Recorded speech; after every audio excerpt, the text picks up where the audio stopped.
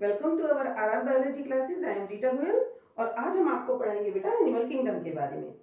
आप जानते हैं millions of species are present on earth, जिसमें प्लांट्स भी हैं, एनिमल्स भी हैं, अदर ऑर्गेनिजम्स भी हैं। और साइंटिस्ट जो डिस्कवर कर चुके हैं मिलियंस ऑफ स्पीशीज को, उसमें से बहुत सी स्पीशीज ऐसी हैं जो कि अभी भी प्रेजेंट हैं अर्थ पर लेकिन अनडिस्कवर्ड हैं।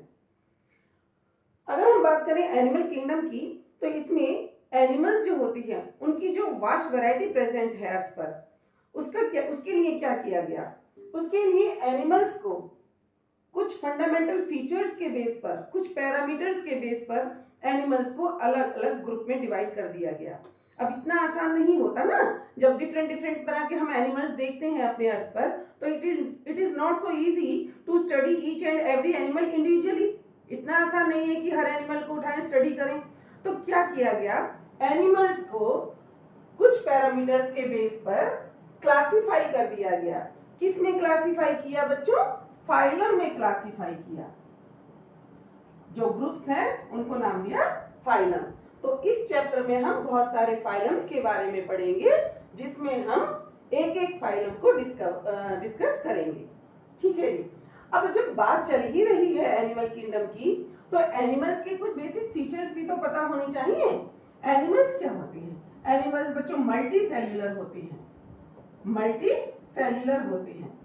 एनिमल्स जो होते हैं वो हेटेरोट्रॉफिक मोड ऑफ न्यूट्रिशन शो करते हैं, हेटेरोट्रॉफिक मोड ऑफ न्यूट्रिशन शो करते हैं। और आप जानते हैं हेटेरोट्रॉफिक मोड ऑफ न्यूट्रिशन में भी कौन सी? होलोजोइक मोड ऑफ न्यूट्रिशन शो करते हैं। Holozoic mode of nutrition, holozoic mode of nutrition जिसमें ऑर्गेनिज्म कॉम्प्लेक्स फूड लेता है बॉडी के अंदर, उसकी डाइजेशन होती है, फिर उस फूड की एब्जॉर्प्शन होती है ब्लड में, और फिर ब्लड से वो सेल्स में जाकर सेल्स के कंटेंट्स के साथ मिलकर वहां पर एनर्जी रिलीज होती है। ठीक। और जो फोर्थ वन है वह है कि एनिमल्स के अंदर सेल वॉल प्रेजेंट नहीं होती, सेल वॉल प्रेजेंट नहीं होती। तो ये तो कुछ कॉमन फीचर्स हैं ही एनिमल्स के बारे में। तो अब हम शुरू करते हैं कि आखिर उसका बेसिस क्या है, कि किस बेस पर एनिमल्स को क्लासिफाई किया गया। डिफरेंट डिफरेंट फाइलम्स में वो कौन से पैरामीटर्स हैं जिसके बेस पर फाइलम के अंदर डिवाइड किया गया? तो उसमें से एक पैरामीटर है बच्चों level of organisation.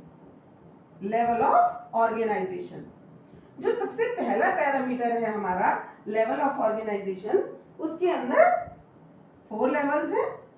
Cellular level of organisation, cellular level of organization. The second one is tissue level of organization.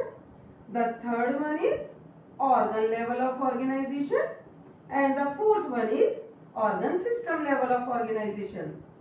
Organ system of level of organization.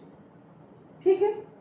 आप जानते हैं सेल्स होती हैं, एक group of cells make tissue, एक group of tissue makes organs, एक group of organs make organ system. Organ system जैसे कि अगर हम अपनी बॉडी की बात करें तो हमारी ही बॉडी के अंदर बहुत सारे ऑर्गन सिस्टम्स प्रेजेंट होते हैं ना।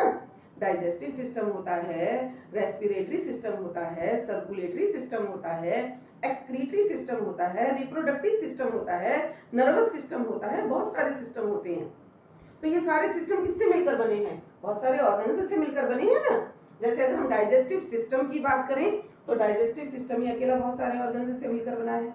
डाइजेस्टिव ऑर्गन्स होते हैं, माउथ है, फिर इसोफेगस, फिर उसके बाद stomach, small intestine, large intestine है। और ये ऑर्गन्स किससे मिलकर बनते हैं? ये टिश्यूज से मिलकर बनते हैं। और टिश्यूज किससे मिलकर बनते हैं? सेल्स से मिलकर बनते हैं। तो इस तरीके से there are 4 levels of organisation. जो एनिमल्स केवल और केवल कुछ ही सेल्स के बनते हैं उनको हम सेल्यूलर लेवल ऑफ ऑर्गेनाइजेशन देते हैं।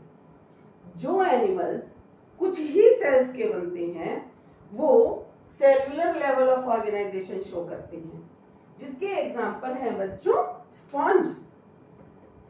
देखिए पानी में जो होती हैं, समुद्री वाटर में जो होती हैं, मैरीन वाटर में जो होती हैं, कुछ फ्रेश वाटर की भी होती है, स्पॉन्ज, ये सारी cellular level of organisation show करती हैं।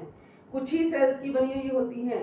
आप जानते हो जितनी भी एक्टिविटीज होती हैं इस तरह के ऑर्गेनिजम्स में, इस तरह के एनिमल्स में, जो कि cellular level of organisation show करती हैं, चाहे उसका न्यूट्रिशन हो, चाहे उसका रेस्पिरेशन हो, चाहे उसका एक्सक्रीशन हो वेस्ट प्रोडक्ट का, वो सारी एक्टिविटीज ये कुछ ही सेल्स मिलकर करती हैं। ठीक, अब आ जाते हैं टिश्यू लेवल ऑफ ऑर्गेनाइजेशन में। जो एनिमल्स कुछ ही टिश्यू के मिलकर बनते हैं, यानी ग्रुप ऑफ सेल्स अलग अलग क्या बना देती हैं, टिश्यू बना देती हैं। कुछ ये एक जैसी सेल्स ये हो गई, इसने टिश्यू बना दिया, कुछ एक जैसी सेल्स ये हो गई, इसने टिश्यू बना दिया, कुछ एक जैसी सेल्स ये हो गई, इसने टिश्यू बना दिया। तो अब जो फंक्शंस परफॉर्म करेंगे वो टिश्यूज करेंगे। बहुत सारी सेल्स से मिलकर जो टिश्यूज बने हैं वो ऑर्गेनिज्म की, एनिमल की बॉडी के फंक्शंस को परफॉर्म करेंगे। फिर आ जाते हैं ऑर्गन लेवल ऑफ ऑर्गेनाइजेशन में। अच्छा, टिश्यू लेवल ऑफ ऑर्गेनाइजेशन में बेटा हमारा एग्जांपल आ जाता है हाइड्रा। हाइड्रा नाम आपने सुन रखा होगा 10th में। ऑर्गन लेवल ऑफ ऑर्गेनाइजेशन यानी अब कौन सा हो गया, अब इवोल्यूशन हुआ, थोड़ा सा और इवोल्यूशन हुआ, थोड़ा सा एनिमल्स के अंदर और complex form I, organ level बन गया। अब टिश्यूज ने मिलकर क्या बना दिया, ऑर्गन्स बना दिए। तो जो एनिमल्स कुछ ऑर्गन्स से मिलकर बनते हैं उनको हम ऑर्गन लेवल ऑफ ऑर्गेनाइजेशन देते हैं। ठीक, इसके एग्जांपल हैं बच्चों फ्लैट वॉर्म। क्या है, फ्लैट वॉर्म एक तरह के कीड़े होते हैं।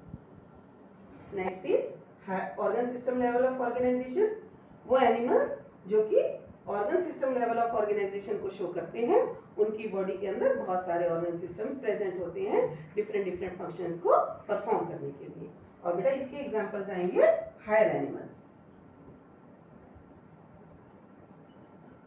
Higher animals.